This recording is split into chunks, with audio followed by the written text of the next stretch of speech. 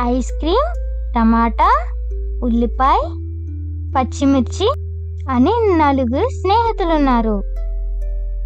ఒకరోజు ఆదివారం సరదాగా అన్నీ బయటికి వెళ్తాయి.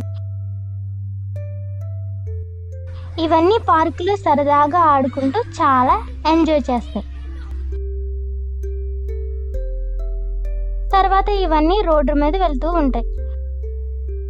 ఒక రైతు అటువైపుగా వస్తూ ఉండగా టమాటాని చూడకుండా తొక్కేస్తాడు. పాపం వెంటనే పచ్చడైపోద్ది. ఈ 3 చూసి చాలా బాధపడుతూ ఉంటాయి. ఇంతలో ఒక చిన్న పిల్లవాడు అటువైపుగా వెళుతూ ఉండగా ఐస్ క్రీమ్ని చూసి దాన్ని తీసుకుని వెంటనే తినేస్తాడు. ఇది చూసి ఉల్లిపాయ, పచ్చిమిర్చి చాలా ఏడుస్తూ వెళ్తూ ఉంటాయి. ఇంతలో ఒక ఆమె అటువైపుగా వస్తూ బజ్జీలు వేయటానికి మిరపకాయ బాగుంటుంది అని దాన్ని తీసుకుని పట్టుకుని పోతుంది. అది చూసి ఉల్లిపాయ చాలా ఏడుస్తుంది.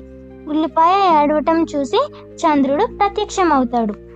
ఉల్లిపాయ, నువ్వు ఎందుకు ఏడుస్తున్నావు? నీ బాధ ఏమిటి అని అడుగుతాడు చంద్రుడు. ఉల్లిపాయ జరిగిందంతా చెప్తుంది.